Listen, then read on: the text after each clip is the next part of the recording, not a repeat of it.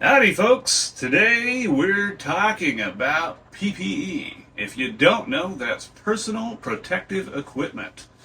What do you need? Do you need this fancy lab coat? Do you need a mask like this right here? Do you need gloves? Do you need it all? Do you need a Tyvek suit? What the heck do you need when you're working with this stuff, and in what conditions? Well, I'm here today to go ahead and shed the lab coat and show you that when we work, oftentimes it's just like this. Alrighty, so what all goes into being clean in a still air box? Well, I would recommend going with the highest level of clean you can. Still air boxes are great, but they're not the most protective. That's why everybody wants a flow hood. They're just a little expensive for everybody. This is much simpler. So I would say the bare minimum that you need is you need a bleach bottle, a spray bottle with some bleach water. Add a little drop of soap in there. And what that does is when you spray it inside the box and it kind of settles down, it grabs any of the particles that are in the air, encapsulates them with that little soapy kind of bubble, and makes them stick on the bottom. It's also why we have that nice little rag in there, that nice clean white towel. That just kind of catches the moisture. It holds the bleach or whatever you're using as a sanitizer, and so that anything that it does catch and falls down settles there and kills it with whatever sanitizer is in there. Same premise with the rack. The rack keeps your stuff up off the ground, away from any of that stuff, the dust, the spores, everything that's settling in there as you might be working, as it sits over time, etc. Now, if you have gloves, gloves would be great. You don't want to make it into a glove box. You want it to be nice and open like we have it there, with a little bit of space around your arms, so that when you put your arms in and out, there's not a bellowing action. You're not pushing in and air is coming in and out, creating a vacuum or pressure within there, moving the dust or moving the outside air into the box.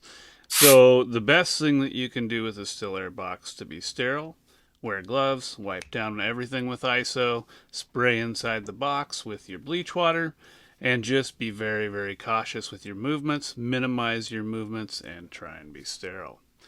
That's what I have to say about still air boxes. You can take my word, but understand I am not an expert. I have used them, but I am a flow hood guy myself, and I love those things. So I apologize for rubbing it in. Sorry, not sorry. Rock on to the next phase. Flow hoods. So what do we need when we're working in front of that beautiful flow hood right there?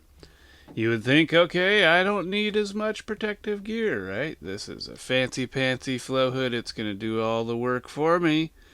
Well, I will always recommend a better protective equipment than a lesser protective equipment. In this case, I'll recommend the same level as a still air box. Your nice rubber or nitrile gloves, whatever you're using, and isopropyl wipe down with everything.